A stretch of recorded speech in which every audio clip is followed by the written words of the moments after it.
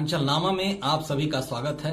मैं हूं शक्ति प्रकाश श्रीवास्तव। सियासी game changer expressway. Uttar Pradesh यूं तो देश का सर्वाधिक एक्सप्रेसवे वाला राज्य बन गया है, लेकिन उसमें भी प्रदेश में एक ऐसा एक्सप्रेसवे बन रहा है जो सत्ताधारी बीजेपी के लिए विधानसभा चुनाव में गेम चेंजर साबित हो सकता है। इस एक्सप्रेसवे का नाम है गंगा एक्सप्रेसवे। 6 लेन वाले 594 किलोमीटर लंबे इस एक्सेस कंट्रोल एक्सप्रेसवे को मेरठ से प्रयागराज के बीच बनाया जा रहा है। यह एक्सप्रेसवे देश के सबसे लंबे एक्सप्रेसवे में से एक है। लगभग तैयार हो चुके इस एक्सप्रेसवे का उद्घाटन अगले महीने प्रधानमंत्री नरेंद्र मोदी के हाथों होना संभावित है। प्रदेश के मुख्यमंत्री योगी आदित्यनाथ के ड्रीम प्रोजेक्ट में से एक है ये। प्रदेश के 60 विधानसभा क्षेत्रों से होकर गुजरने वाले इस एक्सप्रेसवे से दोनों शहरों के बीच की दूरी पूर्व की अपेक्षा लगभग 6 घंटे कम हो जाएगी। देश के प्रतिष्ठित अंग्रेजी अखबार इंडियन एक्सप्रेस में छपी खबर के मुताबिक इस परियोजना से न केवल आर्थिक हित सधेगा बल्कि इससे सियासी हित भी सधेंगे, क्योंकि यह एक्सप्रेसवे 60 विधानसभा क्षेत्रों में विकास का पर्याय बनेगा। इसके चलते इलाके में स्थानीय स्तर पर रोजगार का सृजन होगा। 2022 के विधानसभा चुनाव के पहले इसकी आधारशिला रखते हुए प्रधानमंत्री नरेंद्र मोदी ने घोषणा की थी कि यह परियोजना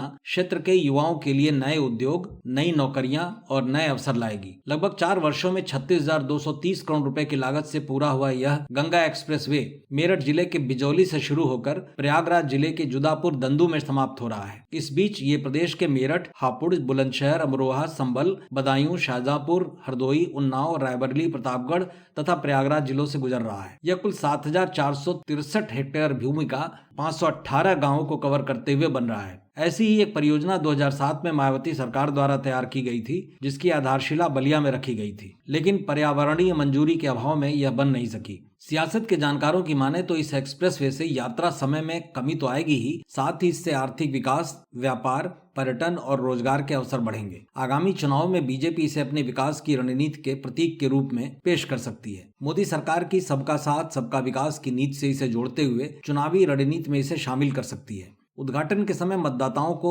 बीजेपी यह याद दिला सकती है कि कैसे बीजेपी ने मायावती सरकार की असफल परियोजना को पूरा कर लिया। बीजेपी की यह रणनीति ग्रामीण मतदाताओं, किसानों और युवाओं को रिझाने में सफल हो सकती है, क्योंकि इस परियोजना से नए उद्योगों की जहां स्थापना होगी वहीं रोजगार भी सृजित होंगे। इस तरह यह परियोजना बीजेपी को यूपी में जहां जाति और विकास का मुद्दा ही चुनावी परिणाम तय करता है, वहां सत्ता में बरकरार रखने में मदद कर सकती है।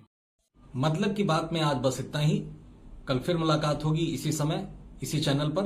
तब तक के लिए नमस्कार।